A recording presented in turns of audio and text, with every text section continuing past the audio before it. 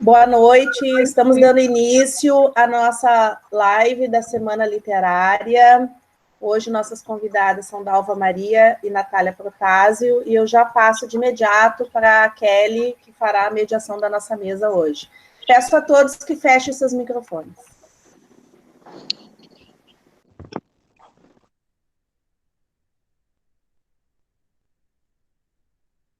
Boa noite. Que eu fecho, gente, pelo amor de Deus. Toca na tela, vai aparecer o microfone para fechar. Ah, tá. Boa noite, gente. Novamente, estamos aqui no nosso terceiro dia. O sentimento é daquela divisão, né, que já falamos nos outros 2 dias, mas que as nossas convidadas, né, e talvez alguém do público não tenha ouvido.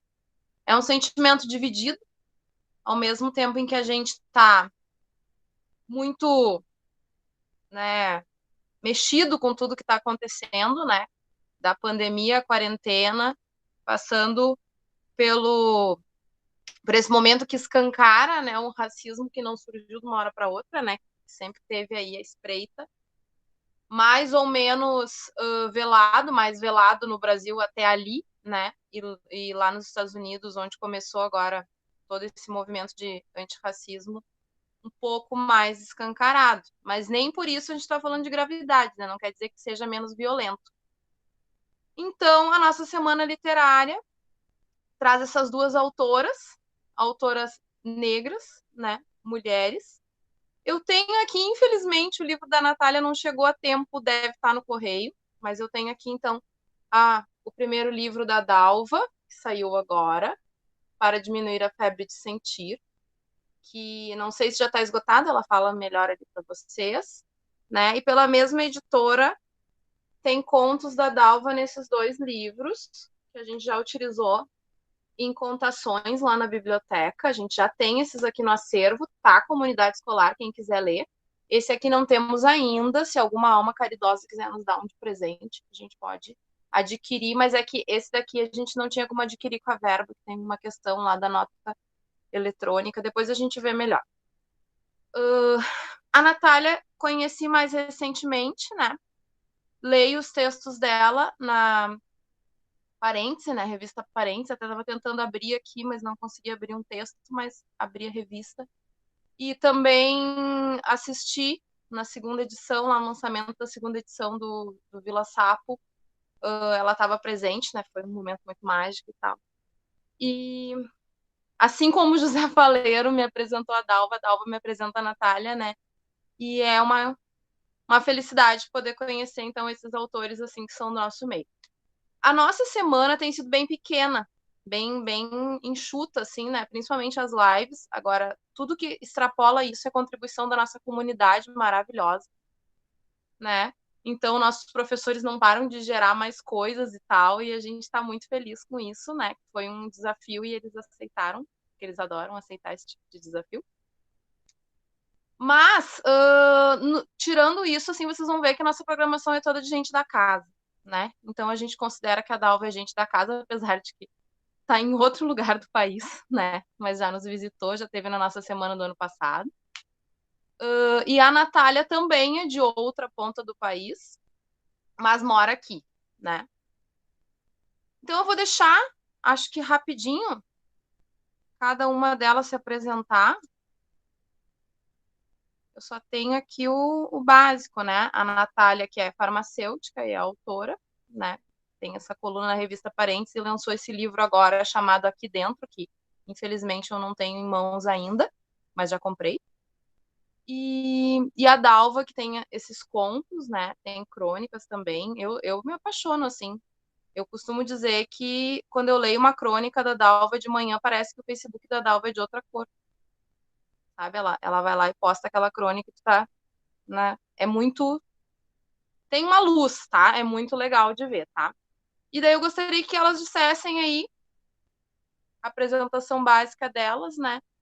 Antes que eu comece, assim, a fazer algumas perguntinhas só pra gente não deixar de falar de alguns assuntos, mas não é um roteiro fixo, rígido, tá, gente? Então é isso aí. Com a palavra, bem-vindas as nossas convidadas. Pode ser tudo, Alva? Vamos seguir a ordem alfabética. Abre teu microfone para nós.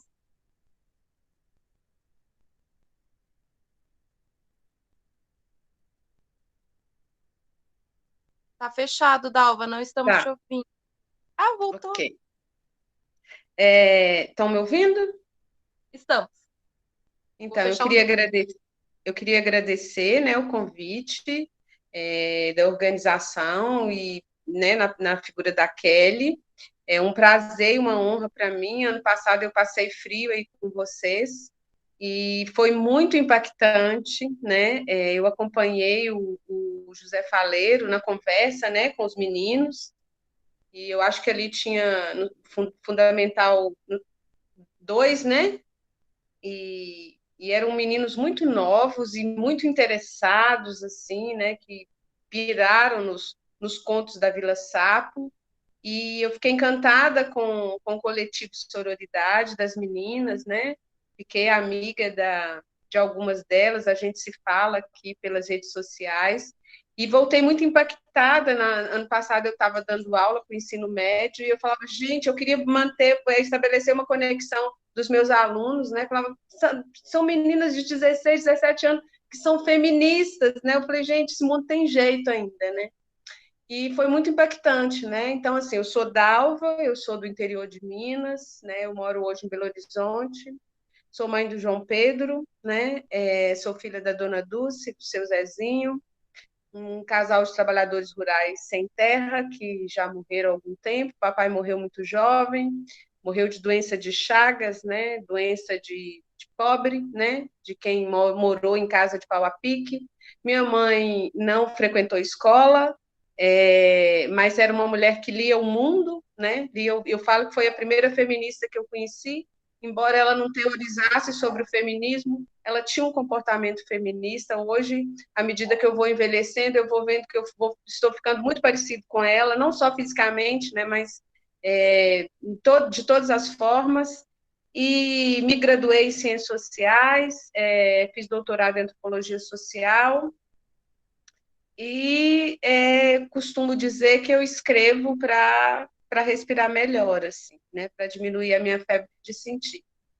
E eu acho que é isso, né? A gente vai conversando. Natália, te apresenta para nós, por favor. Boa noite. Se o meu microfone falhar, vocês vão me avisando, por favor. Boa noite, Dalva. Boa noite, Kelly. Obrigada pelo convite. Boa noite a todas essas mulheres maravilhosas que eu estou vendo na minha tela e todo mundo que está aparecendo só como um nomezinho ali. Eu vi que o Tônio está por aí, não vi a cara dele, mas boa noite, Tônio. Quem é Natália Protásio? Essa pergunta é maravilhosa. Um pouco do que eu sou, eu coloquei no livro. A convite da Dalva, né? Que a Dalva é esse tipo de pessoa que te encontra, fala, oi, tudo bem? Tudo. Olha, vem cá, vamos publicar um livro? Vamos, claro que vamos. Que ano? Não, é para agora. Tá, claro, deixa eu ir pular carnaval ali, daqui a pouco eu volto. E aconteceu, né, Dalva? Que loucura. Eu ainda meio que não acredito, mas como eu já vi os livros impressos e mandei pelo correio, eu sou forçada a acreditar. E por que eu não acredito? Porque eu escrevi há bastante tempo, mas eu não achava que poderia ser algo para se fazer profissionalmente, digamos assim. Então, eu fiz a escola, ensino médio, toda aquela loucura para se preparar para vestibular, e decidi ser farmacêutica por pura tentativa. Então, hoje em dia eu sou farmacêutica, trabalho numa drogaria, tenho 30 anos e sou pernambucana. Já morei em alguns lugares do nosso Brasil, boa parte em São Paulo, praticamente um terço da minha vida. Então, tenho muito de paulista misturado com Pernambuco, Bahia. Só não tenho nada de Minas, mas tudo bem, né? Que a Dalva está aí para equilibrar.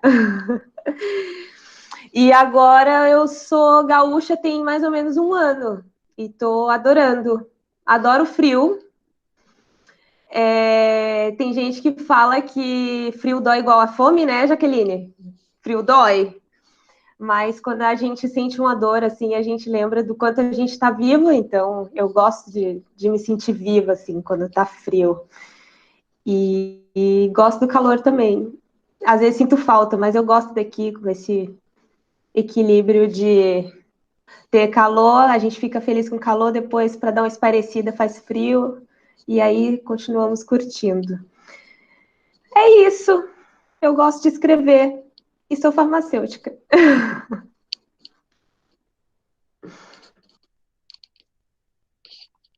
Gente, eu não sei se vocês responderam em parte uma perguntinha que eu ia fazer para vocês, assim, né? Acho que em parte. Vou ser um pouco mais exata, talvez vocês tenham alguma coisa para dizer. Quem assistiu a abertura da nossa semana literária viu que a gente, né, tem uma escola bem fértil em talentos, né? A gente teve ali um rapper que foi nosso aluno, tem as gurias que são slammers, né? E a gente já publicou livro também no projeto Revolução Falada. E essa gurizada, né, caso eles tenham acesso à live, talvez não tenham acesso aqui, né, a live ao vivo, mas ao vídeo da live gravada. Às vezes eles têm, assim, alguns medos, né, de começar a escrever. Inclusive a Dalva disse que mantém contato com alguns deles. E realmente, assim, não só mantém contato, como já vai lá e põe pilha. A Dalva, a Ana Paula, né, vamos publicar esse pessoal, né. E com muita razão.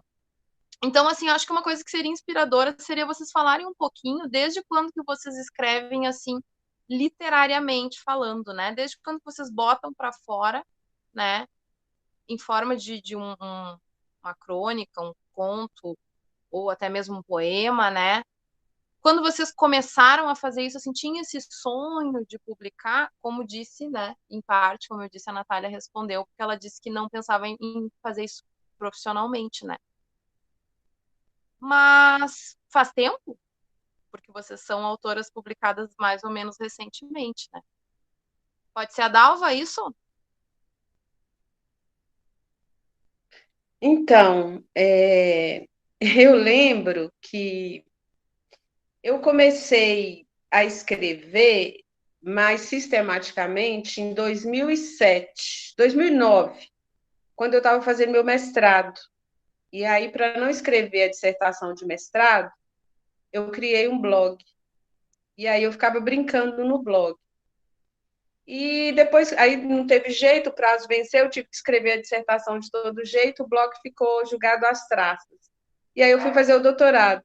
E quando chegou a vez de fazer o doutorado e de escrever a tese, eu reativei esse blog de novo para não escrever a tese.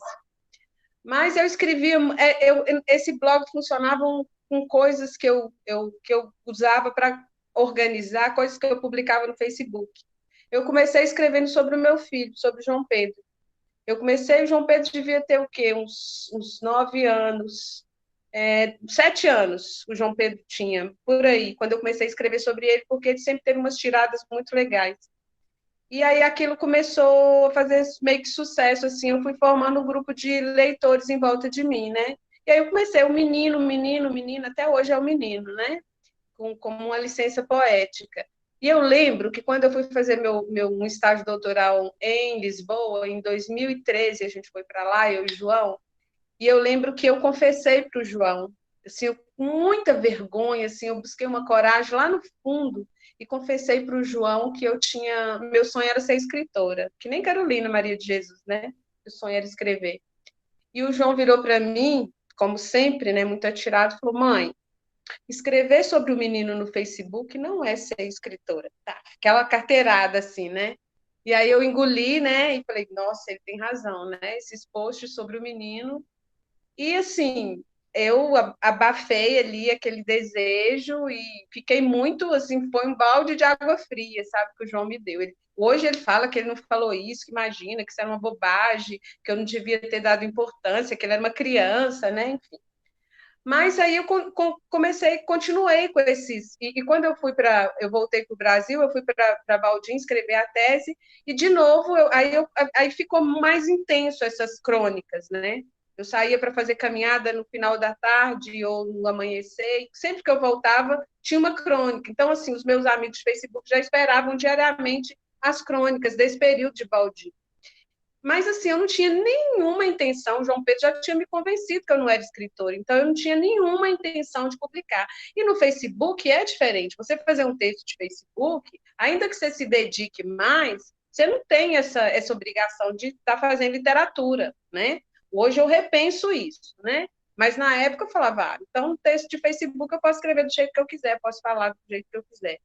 E nesse período que eu fiquei lá, eu escrevi cerca de 400 crônicas. Eu escrevia diariamente, né? Então, assim, eu tenho um acervo imenso. Esse livrinho são 15 crônicas desse período, mas eu tenho cerca de 400 crônicas só sobre o Baldim, muitas crônicas sobre a minha relação com o João, a questão da maternidade, esse meu reconciliar com a minha cidade natal, voltar a morar na casa da minha mãe, os personagens daquela cidade. Então, tem muita coisa, né?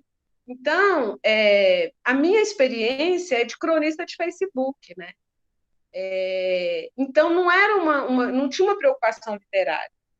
Nem esse livrinho que eu lancei esse mês, né? Que foi para diminuir a febre de sentir. Essas crônicas que estão ali, quando eu não escrevi com nenhuma pretensão literária. Agora sim eu estou investindo num livro de crônicas que está me exigindo muito. Agora sim, com uma preocupação literária, né? O José Faleiro, inclusive, está me ajudando na preparação do texto. Eu estou penando muito, porque ele é um escritor muito rigoroso, e ele ajuda, mas ele quer que eu aprenda, né? E ele é a única pessoa que eu conheço que ama gramática. Então, ele quer que eu aprenda por que ali é ponto e vírgula. E, às vezes, eu fico com muita preguiça, porque eu não quero aprender por que ali é vírgula, eu quero que o revisor revise só. E ele não aceita fazer isso, né? Ele quer que eu aprenda, porque ele acha que eu tenho que ficar independente, mas é muito difícil para mim, né? Porque eu fico impressionada como que ele conseguiu aprender aquilo tudo sozinho, porque eu falei, gente, eu não aprendi essas coisas que ele me ensina na escola, né? Então, agora sim eu tenho um projeto literário, tenho vários, inclusive, mas essas crônicas que foram publicadas nesse livrinho, eu não tinha essa pretensão.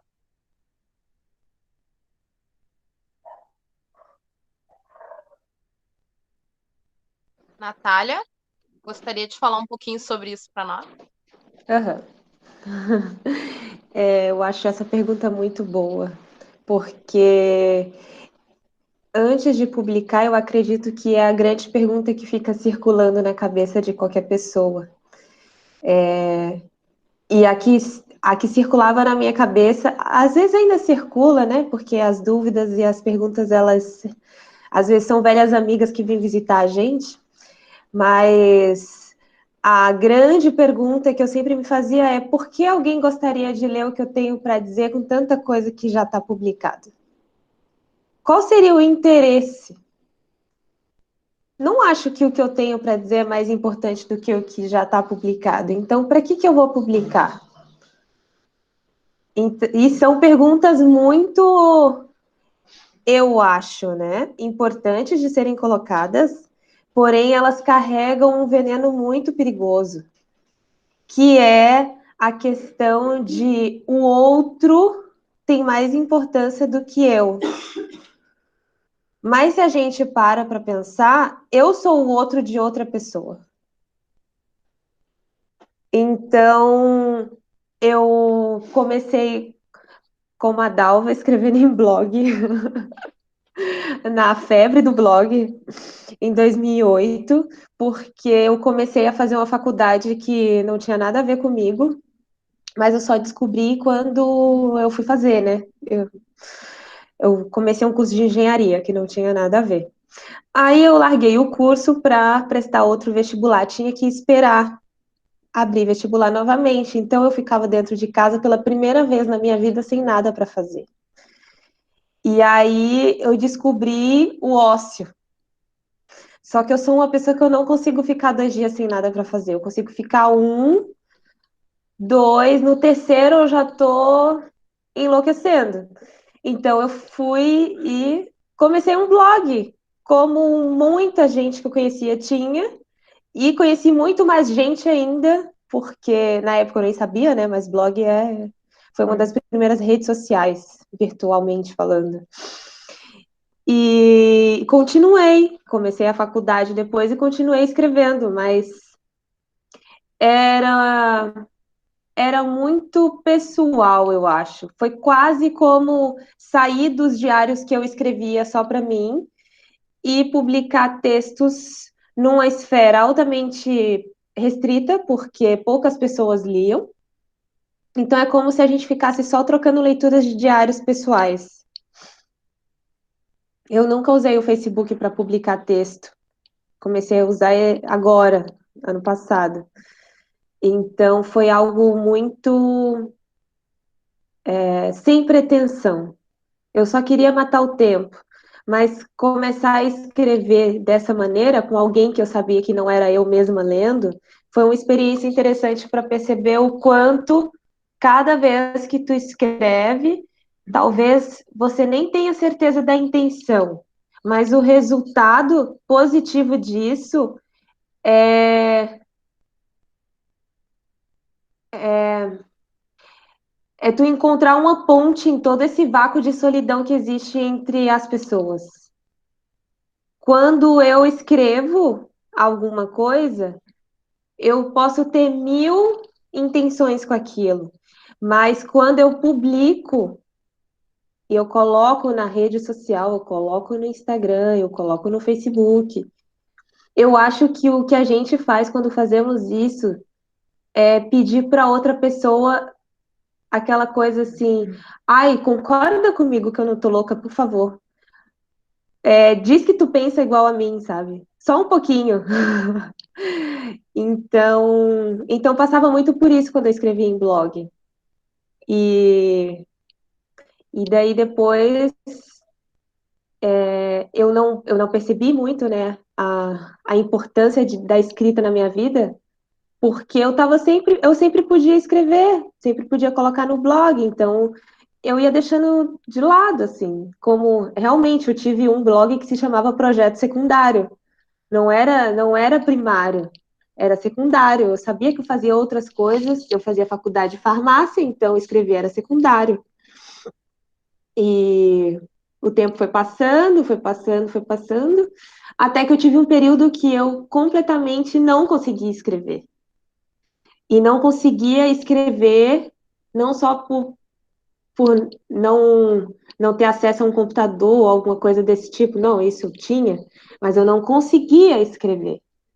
Durante mais de 2 anos eu não escrevi nada e aquilo começou a me incomodar.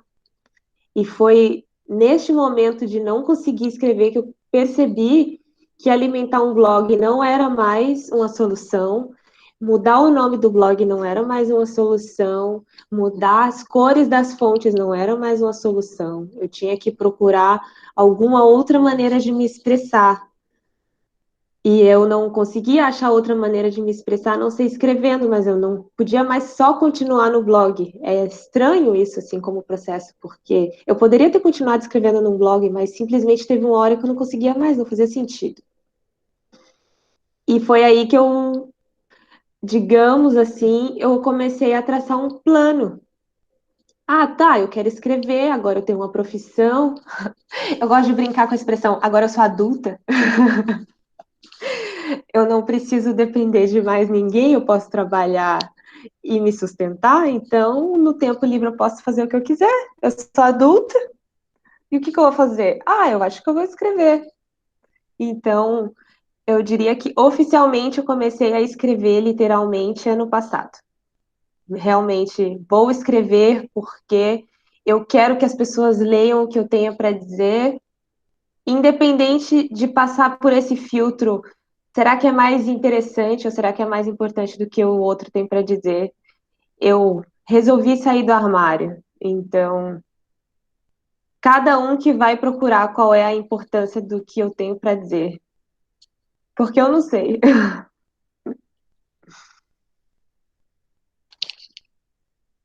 Gente, muito genial. Fiz até umas anotaçõezinhas aqui. Achei muito legal o balanço do que vocês disseram, assim. Porque quando eu falei eu me lembrei, assim, quando eu fiz a pergunta, né, quando eu elaborei, me lembrei de muitos alunos, assim, que tem um caderninho, e agora o caderninho já virou o bloco de notas do celular e tal. Mas eles têm o maior, assim, maior vergonha, sabe? Eles fazem aquilo e ninguém pode ver. Agora, com o slam, a coisa já ficou um pouco mais pública, né? Então, eles fazem e projetam.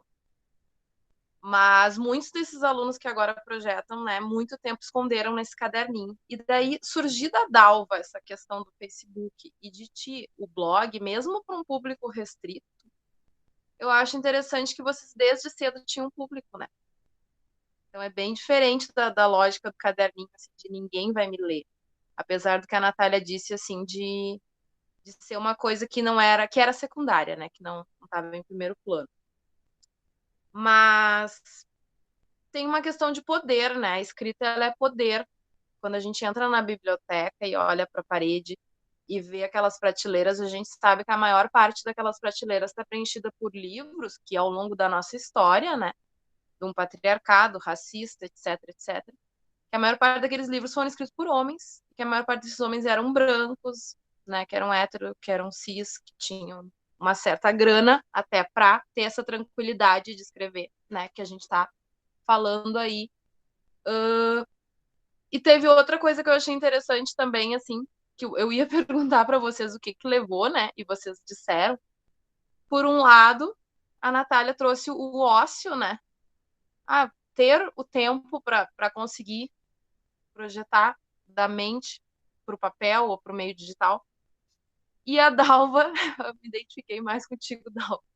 A Dalva por uma questão de procrastinação, né? Quer dizer, para não escrever, eu vou escrever. Achei genial. Mas o quanto é empoderador, né? Vocês se darem conta de que, tá, mas o que eu tenho para dizer tem que ser ouvido sim. Vai ter alguém que vai se identificar, né? Isso para quem pensa em escrever, em publicar, eu acho que tem um baita peso, assim. E falando nisso que eu disse da prateleira e de quem está nessa prateleira, né? Que autores vocês leram, e autoras, né, principalmente, e acreditam que influenciaram na formação de vocês como escritores. Às vezes a gente escreve sem perceber essa influência, né? Depois, até alguém nos dizendo que a gente se dá conta, ou já escreve já focando na pessoa, não. Assim, a ideia é ser que nem a fulana quando eu crescer. Dalva? Nossa, eu tenho, assim, é mais do que inspiração, né? Para mim é quase que eu sou devota, né? Eu sou um dos primeiros autores assim que para mim que me provocou uma revolução foi o Guimarães Rosa, porque ele fala do meu quintal. Então, o primeiro livro dele que eu li foi o Miguelim, e eu já perdi a conta de quantas vezes eu li o Miguelim. E quando eu me deparei com aquela linguagem que muita gente acha que é difícil, mas que era o jeito do meu pai para minha mãe conversar, e que muitas vezes a gente corrigia porque a gente achava que eles estavam falando errado, eu tomei um choque, né? Saber que Guimarães já tinha sido traduzido para N países, né? Que os alemães tinham uma verdadeira paixão por ele, e ver expressões que, né? E ver ele descrever Baldim está bem na região central de Minas, né? É a porta de entrada para o sertão. Então, os personagens do Guimarães são muito parecidos com os meus vizinhos, com o meu irmão, com a minha irmã, com os meus pais. Então, a primeira revolução foi me sentir representada na obra do Guimarães Rosa, né? E Adélia Prado, que é uma poeta mineira de Itabira, que eu amo e eu me identifico super, né? Tenho diferenças imensas com ela do ponto de vista político. De vez em quando ela fala umas coisas assim que eu fico de mal dela, sabe, durante um tempo. Mas a escrita dela me responde tanto por ser mineira, por ser do interior, por ser uma senhora, por ser mãe de filho. E aí é uma poesia assim, e eu imito, às vezes eu fico com medo de estar plagiando até assim. Guimarães tem jeito, né? Mas eu imito a Adélia, assim, sabe? A Adélia fala muito. E mais recentemente, aconteceu uma outra revolução, né? Porque eu fiquei minha vida inteira lendo literatura feitas por brancos, né? E quando eu descobri a literatura negra, a literatura africana, né, a afro-americana, foi uma outra revolução, né? Redescobrir Carolina Maria de Jesus também foi uma outra revolução na minha vida. Porque aí eu já estava escrevendo e eu ver personagens, ler Conceição Evaristo, por exemplo, e ver personagens, né, parecidos comigo, né, com a minha mãe, que venham do mesmo lugar social que eu venho, foi uma revolução, né? Então, assim, hoje mesmo eu estou lendo um livro da Maya Angelou, né? Eu sei porque o pássaro canta na gaiola, e eu falei, meu Deus do céu, né? Como é que a gente pôde passar uma vida inteira sem ler essas mulheres, né? Como é que eu demorei mais de 50 anos para descobrir Toni Morrison? Como é que eu, né? Aí fui ler, descobri recente a Chimamanda, né? Eu li todos os livros da Chimamanda, eu já estou em crise de abstinência de Chimamanda, esperando ela publicar mais um livro. E aí, assim, ler essas mulheres, né, isso assim, me impactou de uma forma incrível, né, porque eu vi que eu podia escrever, e essa é a literatura que eu pretendo fazer, de personagens parecidos comigo, de mulheres do povo, de mãe de filho, que tem preocupação em educar o filho, que leva o filho na escola, que tem que fazer sua comida, que lava sua roupa, que lava sua privada, porque eu estava meio cansada, Kelly, desses grandes personagens da literatura preocupados em salvar o mundo, com suas crises existenciais, indo para a Europa, para Paris, sabe? E eu queria uma literatura com cheiro de alho, com o cheiro de desinfetante, sabe? E aí eu descobri, a própria Toni Morrison fala isso, fala, cara, então, se você não lê o livro que você quer ainda, você que tem que escrever, né? Então, a minha preocupação é em dar visibilidade para essas mulheres. Então, esse livrinho meu, ele tem um peso muito grande, porque tem lá a Dona Geralda, né? Tem lá a Celsa, tem lá a Dindinha Maria, tem a minha mãe, ou seja, são essas mulheres que, historicamente, os nomes não estão em livro, mas que são as mulheres que sustentam os pilares do mundo, né? E essa é a literatura que me interessa ler hoje, me interessa escrever, mas muito inspirada em Conceição, em Carolina Maria de Jesus, né? E eu falo que eu tenho um altar, embora eu seja agnóstica, eu tenho um altarzinho aqui, né? E tem que ter lá uma foto de Carolina, uma foto do Guimarães, porque eu sou devota dele, sabe?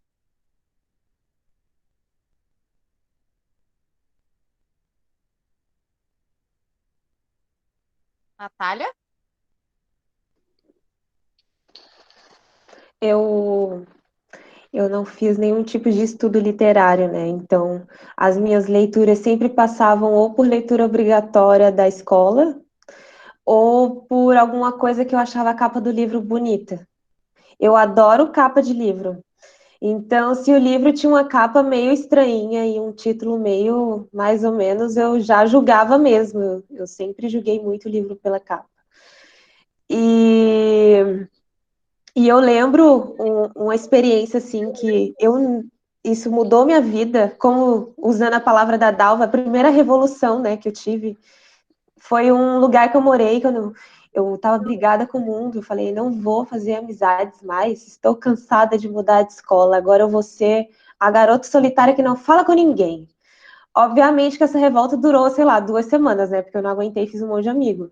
Mas nessas 2 semanas eu conheci a biblioteca municipal.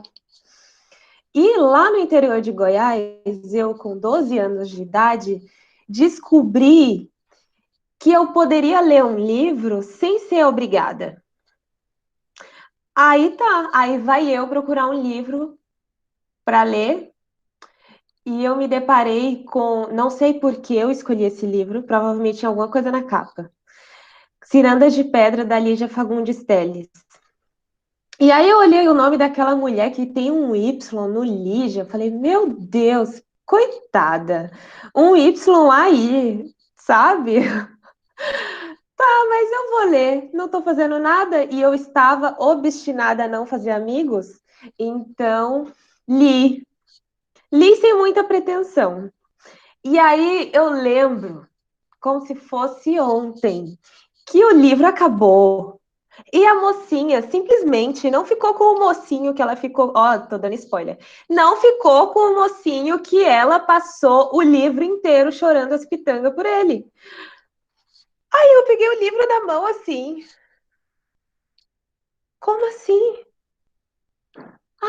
Eu lembro que aquele negócio me chocou tanto, porque foi a primeira vez na minha vida que uma mulher simplesmente fez o que ela quis e foi embora e o livro acabou. E aí a Lígia me jogou no mundo. E eu não tinha mais para onde ir. E tudo mudou depois daquilo. E aí eu falei, mas pode isso? Acho que não pode. Aí eu fui conversar com a minha mãe. Ô mãe, olha só, eu li um livro assim, assim, assim. E daí eles não ficaram juntos no final. Aí a minha mãe falou alguma coisa do tipo, clássico da minha mãe. Ah, ué, quem escreveu o livro fez o que quis. Então é isso? Aí eu, nossa, aquilo mudou minha vida. A mocinha que não ficou com o mocinho mudou a minha vida. E aí eu virei fã, sou fã da Lígia Fagundes Telles. Depois eu comecei a ler todos os livros dela. Não, obviamente, com 12 anos, né? O tempo foi passando. E eu comecei a perceber o quanto, exatamente o que todo mundo disse aí, o quanto eu estava só lendo homem, né? O livro As Meninas, que as três protagonistas são três adolescentes da Lígia também, me mostrou que uma história poderia. Olha só que loucura! Eu não sei, eu acho que eu estava com uns 17 anos. Uma história poderia ser interessante com protagonistas mulheres. Aquilo me chocou. Eu fiquei assim, nossa, mas pode isso, sabe? De novo, assim, eu ficava pensando, mas pode? E aí, depois disso, eu fui lendo tudo que aparecia, tudo que tinha uma capa bonita. Então, eu não passei por nenhum tipo de processo consciente de o que eu tenho que ler, o que eu deveria ler. Até, eu acho, até 2, 3 anos atrás, eu lia assim, aleatoriamente, aparecia, eu lia. Então, eu li desde gente clássica, estilo Dostoiévski, e essa galera russa, que eu acho eles bem loucos, assim, mas eu não incentivo ler na escola, porque não tem nada a ver com a gente, sabe? Os caras lá morrendo de frio na neve, tá? O que eu tenho a ver com neve? Não sei. Então, por que ler isso? Na escola, né? Falando de leitura de escola. Quanto à leitura que Vidas Secas, nossa, Graciliano mudou minha vida. Eu nunca achei que eu ia chorar por uma morte de um animal, sendo que a gente nunca teve nem gato, nem cachorro, nem nada parecido, papagaio, nada dentro de casa. Nunca me apeguei a animais.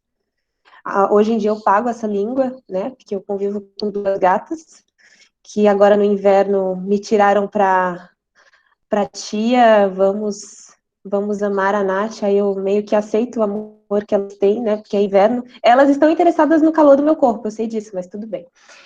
E outras leituras muito aleatórias. Aí o que acontece é que alguma hora, eu não sei porquê, eu comecei a perceber que eu não precisava ler tudo que estavam falando que era importante. Eu não vou citar os livros ruins que eu li, que dizem que são importantes, porque eu esqueci. Mas teve uma hora que eu simplesmente passei um tempão sem ler, porque eu falei, nossa, mas faz tanto tempo que eu não leio um livro bom. E só lendo livro que naquela lista, né? 1000 livros que você tem que ler antes de morrer. E aí eu fiquei meio revoltada. Eu falei, quer saber? Eu vou ler o que eu quiser. Não quero ficar lendo isso daí que vocês estão querendo que eu leia. E aí eu comecei a ler, por exemplo, Mulheres. Eu vi um post de alguém falando assim: existem metade de mulheres em toda a população do mundo. Metade das suas leituras são escritoras? Obviamente caí da cadeira, né? Obviamente. Aí eu, não. Aí aquela voz que vem do Facebook te falou, pois tá na hora de começar. Aí eu, é verdade? E aí eu comecei, Virginia Woolf, a Clarice, a Conceição, e essa coisa, né? Eu não sei se todo mundo passa por um processo mais ou menos assim, mas quando você começa a fazer uma pesquisa, obviamente você começa pelo que está mais em voga, o que aparece mais. Então, colocando nesta questão, as escritoras brancas, especialmente as que já morreram, porque depois que as pessoas morrem, elas viram santas, é mais fácil de achar na livraria, a capa é mais bonita, a edição é mais bonita, e aí para leitores como eu, que adoram capas, é muito mais fácil de ler esse tipo de livro. E a outra parte do processo tem que ser um processo ativo. Alguns livros muito importantes e muito necessários não têm uma capa bonita, não tem uma edição incrível, não vai ter aquela, eu não sei, aquela bordinha da página que brilha, não tem um marcador de cetim. Então, tem que ser uma procurativa, e isso eu estou passando. Este é um processo ainda. Não diria que eu sou uma leitora que está com a estrelinha de estar em dia. Minhas leituras andam um pouco atrasadas.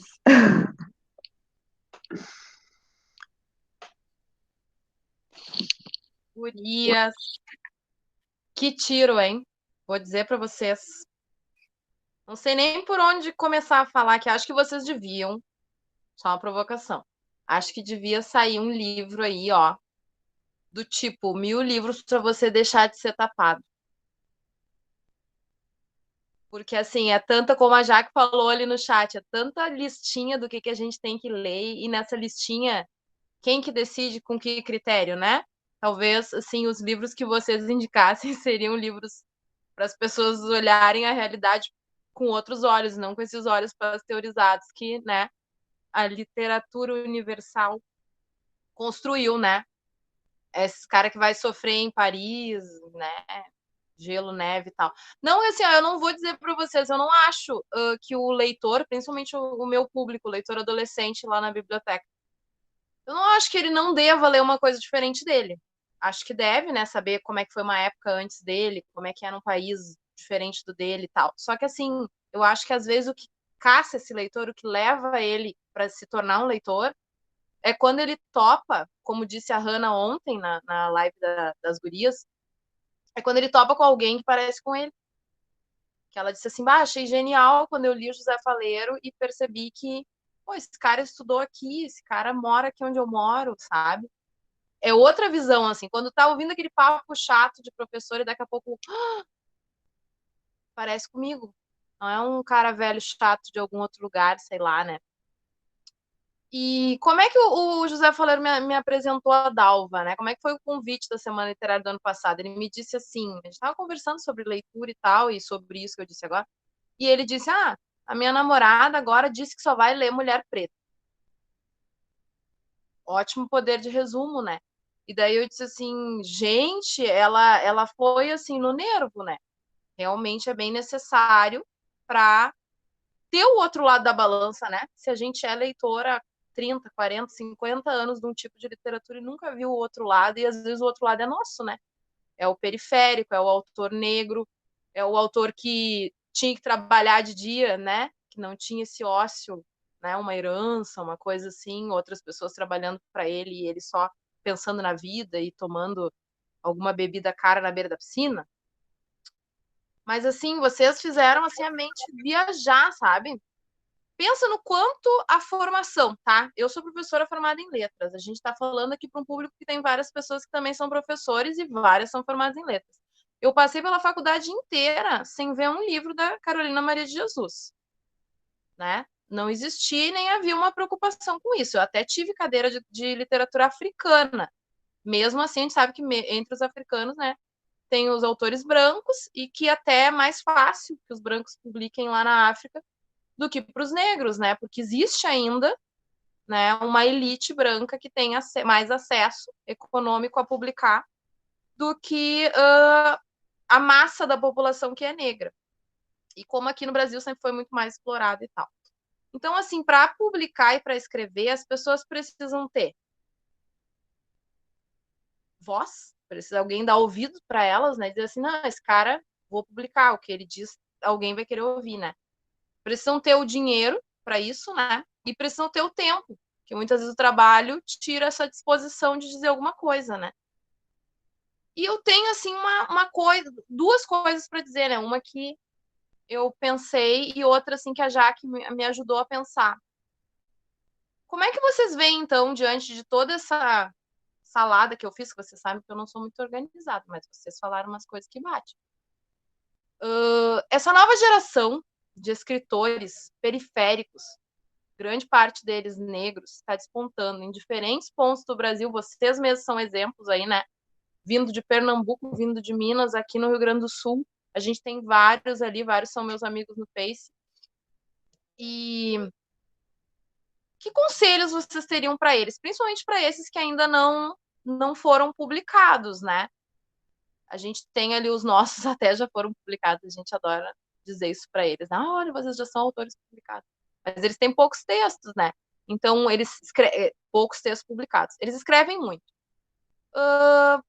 Mas a gente pensa que eles têm muito mais potencial e tem material também, como é o caso da Dalva ali, que tem que nos presentear com essas 400 crônicas, né? Por onde começar, tá? Eu sou um aluno ali do Guerreiro, sou pobre, mas gostaria de ter um livro com meu nome na capa, porque eu tenho ali, né, uma pilhazinha de textos que eu escrevi. Tenho noção da minha capacidade, tenho a biblioteca, né, é um lugar onde eu acesso esses livros, eu tenho uma leitura bem diversificada, eu tenho consciência do meu valor. Quero publicar, o que eu faço? O que vocês diriam para essas pessoas, tanto em termos assim de conselhos de autoestima, de confiança, quanto práticos, né? Porque, afinal de contas, vocês conseguiram publicar e bem recentemente, né? Eu sei que a editora de vocês é uma editora bem diferenciada. Queria que vocês falassem um pouquinho sobre isso, pode ser? Dalva? Então, eu acho que um exercício que eu tenho feito nos últimos tempos, assim, que alguns amigos, inclusive alguns amigos que se graduaram na mesma época que eu e que hoje são professores de literatura, é que a gente precisa alargar o nosso conceito de literatura, né? E eu acho que a gente não pode ter medo tem que colocar os textos na roda, né? Então, quando eu comecei a publicar as minhas crônicas no Facebook, e que eu comecei a formar em torno de mim, primeiro ali em Baldim, né, com as minhas crônicas ali, sobre a cidade, sobre aqueles personagens, e o interessante é que eram pessoas assim que nem tinham o hábito da leitura, e que olha que minhas crônicas são textos grandes para o padrão de Facebook, e ainda assim eu tenho leitores. Então, eu não tinha nenhuma preocupação de publicar livro, porque eu já tinha leitor. Então, antes de publicar o livro, eu já tinha muitos leitores que já me liam. E se eu ficava muito tempo sem escrever, inclusive me cobravam. Então, eu acho que a gente não pode ter medo de colocar o texto no mundo, né? É óbvio que a gente lida com a insegurança o tempo todo. Esses dias mesmo eu entrei em crise com o livro publicado. Falei, meu Deus, e se acharem que eu plagiei a Adélia? E se acharem que eu plagiei plagiei mal, por sinal, né? O Guimarães Rosa, porque, nossa, isso aqui está igual, né? O título do livro, né, para diminuir a febre de sentir, é um poema de Fernando Pessoa. Eu falei, ai, meu Deus. Aí, uma crítica que eu recebo é que eu referencio muitos autores dos meus textos, é porque eu tenho medo de ser plagiada, né? Porque é sempre um diálogo muito grande com eles. Eu acho que a gente tem que perder esse medo. E uma coisa que eu acho importantíssimo, e que eu ouvi outro dia numa live com a Jari de Arraes, né, das heroínas, né, do cordel, né, é o seguinte: as nossas histórias importam. Então, quando a gente vê a meninada pirando no Vila Sapo, e nas histórias que o Faleiro escreveu ali, né, e eu acompanhei o José, eu tive a oportunidade de ir em algumas escolas com ele, participar de alguns eventos com ele. Dia desses, né, ele inclusive estava fazendo uma caminhada pelo bairro e encontrou um mano dele que, sabe, de repente o cara sacou o Vila Sapo, né? Ou seja, a pessoa se vê ali representada, ou seja, ela vê que é uma história parecida com a dela. E quando ela vê isso, ela fala, cara, minha história importa. Né? E mais do que isso, quando você vê um escritor parecido com você fala, eu posso escrever. Então, isso é importantíssimo. Né? Carolina, para mim, eu sou devota dela por conta disso, porque eu falo que hoje eu me inspiro na autoestima que Carolina Maria de Jesus tinha. Carolina nunca teve dúvida que ela era escritora. Nunca. 20 anos antes de publicar O Quarto de Despejo, ela estava já pelos jornais buscando ser publicada. Ela tinha clareza disso, eu sou uma escritora. Então, eu acho que todos nós somos escritores. Alguns escrevem, outros não, mas todos nós somos. Então, eu acho que não tem que ter medo de colocar o texto no mundo, né? Essa coisa de que é muito pessoal. Eu tenho duas crônicas que estão nesses livrinhos, as duas falam sobre violência doméstica, e a cada vez, eu publiquei essas crônicas várias vezes no meu perfil no Facebook, e a cada vez que eu publiquei, eu ficava impressionada com a quantidade de retorno que eu tinha de mulheres que também sofreram violência doméstica. Então, eu acho que quanto mais pessoal é a sua história, mais universal ela se torna, né? Porque é de humanidade que a gente está falando. Então, eu acho que a gente não pode perder de vista isso, que seus alunos não podem perder de vista, os meninos do Guerreiro não podem perder de vista, é que as nossas histórias importam. Então, quando eu falo da Dona Geralda, né, eu vivi uma experiência dia desses maravilhosa, porque a minha amiga leu o conto, a crônica da Dona Geralda, que construiu a própria casa, né, que construiu o tijolo ali para fazer a própria casa, leu para a sogra dela, que tem mais de 90 anos de idade, que está começando a perder a memória, e aquilo acionou alguma chavinha dentro dela ela buscou uma memória da infância, e foi um vídeo, a minha amiga gravou um vídeo, foi maravilhoso, né? Ou seja, uma senhora de 90 e tantos anos que se identificou com um texto escrito por mim, né? De uma senhora que ela nunca conheceu, nunca viu na vida. Então, eu acho que é importante a gente ter isso, né? E passar isso para essa geração que está vindo. Nossas histórias importam. A gente precisa escrever sobre elas, sabe? E eu acho que essa coisa de publicar, né? A gente precisa aproveitar as redes sociais, que é um lugar para a gente ter leitor, né? E que a gente tem de rodar esses textos, né? E falando da Venas Abertas, né, que é a editora que eu e Natália acabamos de publicar, é uma editora popular, e a gente publica com financiamento coletivo, fazendo pré-venda do livro, a gente vende o livro primeiro, arrecada a grana, depois vai lá e publica. Né? Todos esses livros que a Venas Abertas publicou, e ela publicou muitos livros, foi livros que a gente não tinha dinheiro nenhum, né? Esse próprio livro que eu publiquei, eu não tinha dinheiro, né? Uma amiga me emprestou, aí outra amiga me emprestou para eu publicar mais um pouquinho, para mais exemplares, aí eu vendi, fui lá e paguei, né? Enfim, hoje eu acho que está muito fácil publicar, né? Assim, tem muitas alternativas, e eu acho que a gente não pode ter medo de colocar esses textos no mundo, não. Tem que se expor, tem que pôr a cara no sol mesmo. A gente já está encaminhando para o final. Natália, me diz o que tu diria, então, para esse povo que está escrevendo agora, dessa geração nova. Já que a Dalva falou de parte prática e de parte de autoestima, então eu vou falar um pouco sobre rotina. Escreve, mas escreve todo dia. E faz uma rotina mesmo, assim.